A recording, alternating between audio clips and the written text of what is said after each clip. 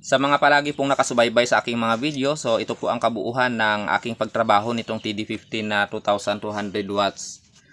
Ang una ko pong ginagawa ngayon ay temporary ko po na ina-align itong ating voice coil dito sa ating spider. So hindi pa po ako naglagay ng pandikit dito sa ating spider at sa ating frame.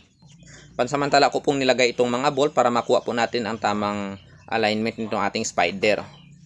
Tapos po ina-align ko po itong ating voice coil. Ang nakalabas po sa ating winding ay 2 cm, tapos ang nakabaon po ay 3 cm. Bali ang total height po nitong ating winding ay 5 cm. Ang sukat po na iyan ay doon po tayo nag-base sa original na voice coil na nakakabit dito dati. Naglagay po tayo ng spacer para makuha po natin ang tamang alignment nitong ating voice coil. Ngayon po ay ihinang na po natin itong connection ng ating voice coil dito sa ating pigtail. Ang pigtail po nito ay nakadikit po sa ating unang spider.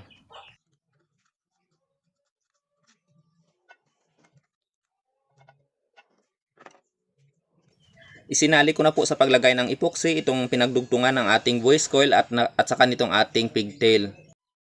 Pag natapos po nating lagyan ng epoxy dito sa itaas ay hintayin po natin na matuyo. Pagkatapos po ay lagyan din po natin doon sa ibaba mamaya. Itong mga speaker kasi na may matataas na wattage ay kailangan po matibay po ang pagkadikit nitong spider dito sa ating voice coil. Hindi ko na po pinakita ang pag-rewind nitong voice coil na ito kasi marami na naman po akong video na naipakita sa inyo kung paano po mag-rewind ng in and out winding. Sa hindi pa po nakakita kung paano ay maaari nyo pong balikan ang aking mga videos. Dahil natuyo na po ang ating epoxy ay alisin na po natin itong ating spider para makapaglagay na po tayo ng epoxy dito sa ibaba. Mahalaga po ang matibay na attachment nitong ating voice coil dito sa ating spider.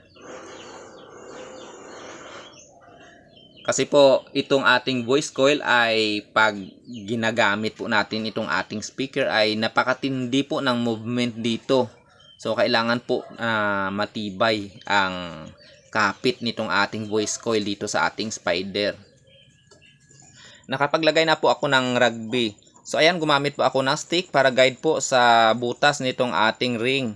Para paglapag po natin ay saktong-sakto po ang butas para po dito sa ating mga bolt. Tapos ayan po, naglagay na po ako ng spacer. So ayan, sakto po ang ating mga bolt dahil po dyan sa dalawang stick na iyan.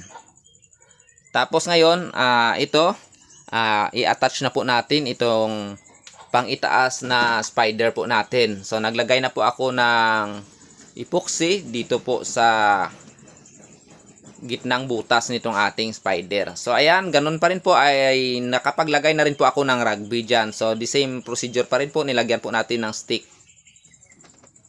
Guide po yan para po sa butas. So inalis ko na pala ang bolt na yon. Samantala lang yun kanina. I-fix na po natin ang pagkalagay nitong 6 na mga bolt na ito. Napakatibay po ng kapit nitong dalawang spiders natin kasi maliban po sa rugby na napakatibay ay bolted po ito. Rugby po talaga ang magandang gamitin dito sa ating mga spider at cone aging kasi napakatibay po nito pag kumapit. Kung may nakikita man po kayong itim sa ating spider, yan po ay marka ng unang pandikit na ginamit ng manufacturer. Kinapalan po natin ang paglagay ng epoxy dito sa pang-itaas na spider para po paglapag po natin mamaya ng ating cone ay masali po natin sa pagdikit itong ating cone.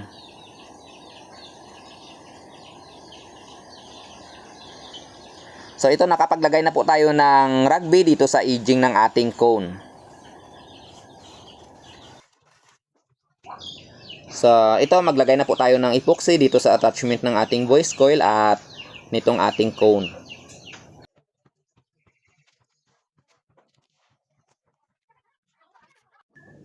Ngayon po ay ikabit na po natin itong kanyang rubber edging. So ito, nakapaglagay na rin po ako ng rugby. So medyo napatuyo ko na po yan. Para paglagay po natin ay kapit na kapit po siya agad. Pag natuyo na po ang ating epoxy ay pwede na po nating alisin itong ating mga spacers na ginamit. Ayan, napakaganda po ng alignment. Ngayon po ay ilagay na po natin itong ating dust cap. So medyo kapalan po natin ang paglagay ng epoxy dito sa ating dust cap para hindi po madaling matuklap. So ayan, lagyan po natin siya ng pampabigat. Pagkatapos po ay i-finishing po natin siya ng epoxy dito sa itaas. Ganito po talaga ang mga high wattages ng mga speakers, ay ganito po talaga ang pagkalagay ng mga epoxy. Nilalagyan po dito sa itaas para mas maging matibay po ang kapit nitong ating dust cap. So pagkatapos po nito ay ibilad po natin sa init para maging plain po itong epoxy. So ayan, plain na po siya mga boss kasi natuyo na po siya. So ayan, nagawa na po natin ng maayos itong ating speaker. So maraming salamat mga boss sa palaging pagsubaybay sa aking mga video. Sana po ay nakapagbigay na naman ako ng kunting kaalaman para sa mga kaibigan nating nagsisimula pa lang po at gustong matuto sa pag-ayos nitong mga speakers.